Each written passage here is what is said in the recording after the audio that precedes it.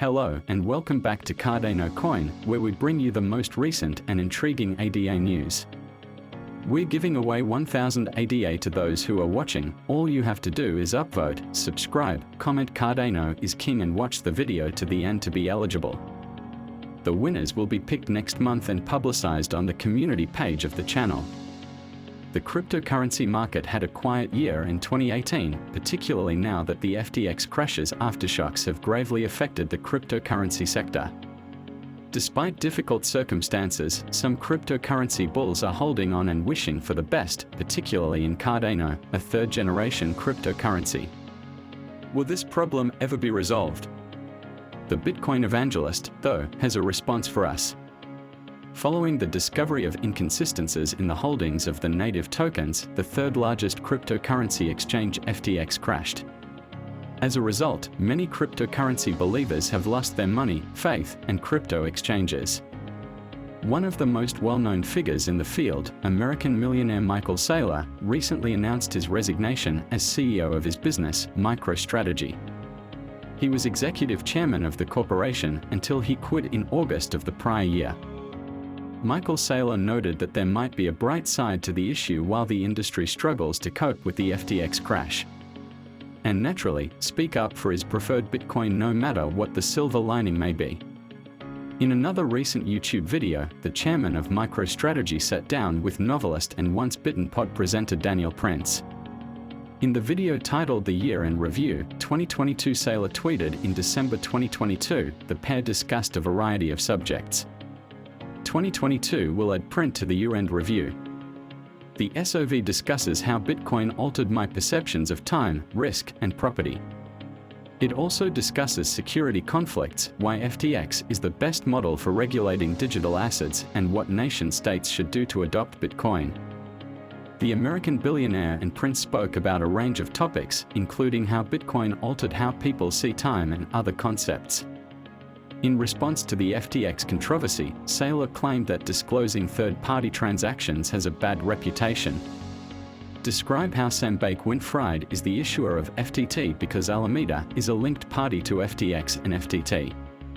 He added that FTX is the company that issues FTT tokens, while SPF is the owner of Alameda. Saylor claims that every skeptic investor would wonder why all three are controlled by the same person. If Alameda turns out to have $1 billion trading loss, SP will have to liquidate Alameda to safeguard the interests of other clients. The question of whether SPFX won't liquidate Alameda to safeguard his interests is the other side of the coin. A disinterested CEO of the cryptocurrency bank who was honest, according to Saylor, would have led Alameda with anything between $0 and $10 million. But from Michael Saylor's point of view, SPF continued to lend billions since SPF was not an honest CEO and handled customer monies improperly by shifting them between Alameda and FTX. In the same vein, Michael Taylor discussed the layers of evil and poor management that led to FTX's demise, supporting his claims that SPF committed securities fraud through FTT and used the asset to gamble away his depositors' money. Taylor began by referring to what he believes to be the sin of the altcoin hurry, which Sam and the majority of individuals in the cryptosphere are always guilty of.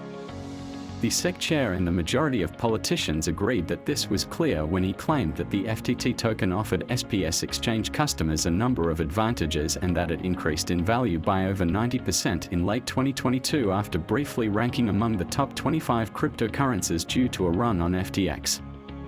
Sam Bankman, the CEO of MicroStrategy, claims that the bankruptcy that followed freed us from using FTT and other tokens as collateral for loans was particularly evil given their relative illiquidity.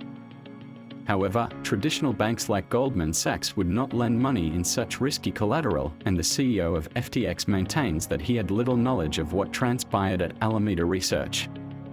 It was commonly believed that the trading desk had a significant hand in what transpired before both companies filed for bankruptcy. According to court documents, Alameda was covertly exempted from FEAT excess automatic liquidation system. Michael Saylor refers to this as being in God mode. C will add to this by claiming that VCs funding FTX effectively sponsored an offshore, unregulated casino and never acted with that diligence. In Silicon Valley, Sam built billions from unwary investors. They ought to have known better. Saylor observed that the fact that a hero can quickly change into a villain is what makes this particular circumstance hilarious. Of course, Sam Bankman-Fried, who was just heralded as the industry's savior, was in this situation.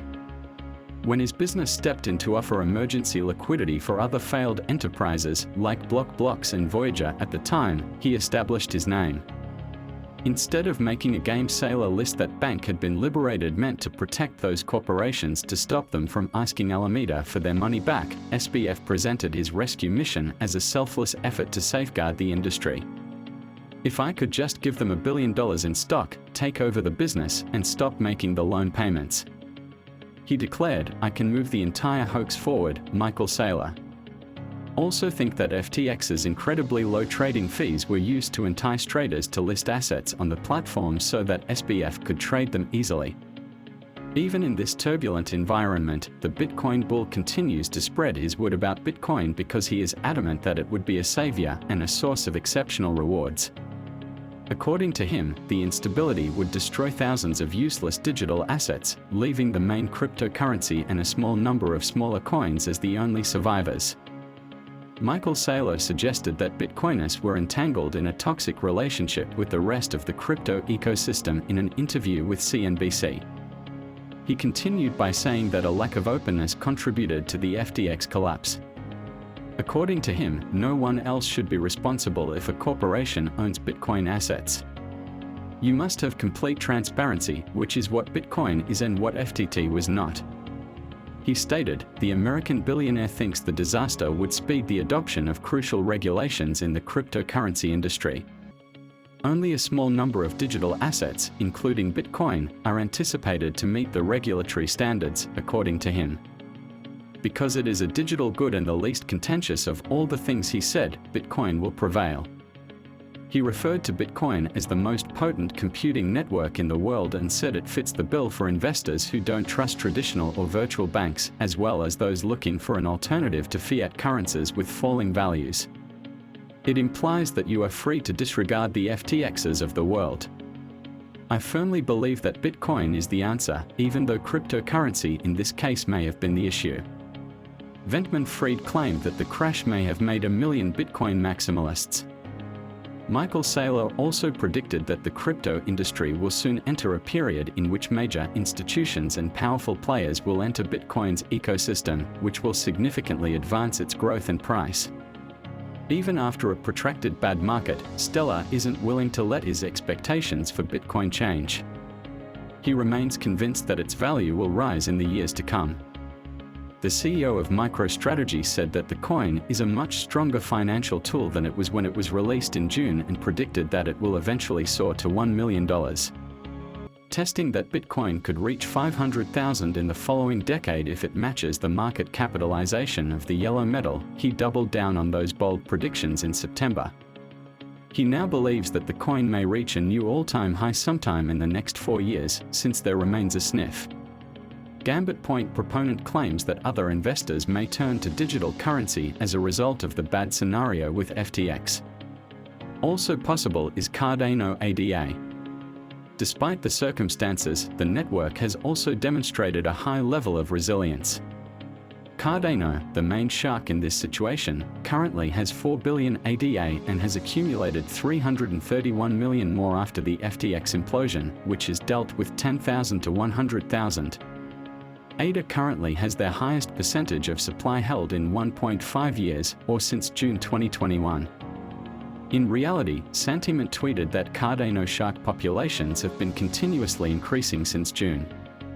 Since the FTX, they have raised the bar for this level of purchasing. Addresses with 10K to 100K in attendance will be listed in early November. Since November 7th, ADA has increased the amount of coinage by $83 million.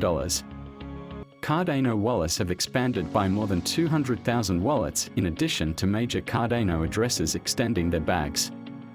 Based on recent data provided by the Cardano Foundation, there are now more than 3.8 million wallets, up from about 3.6 million at the beginning of November.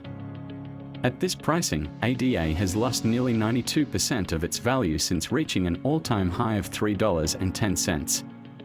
Resulting in a huge discount for sharks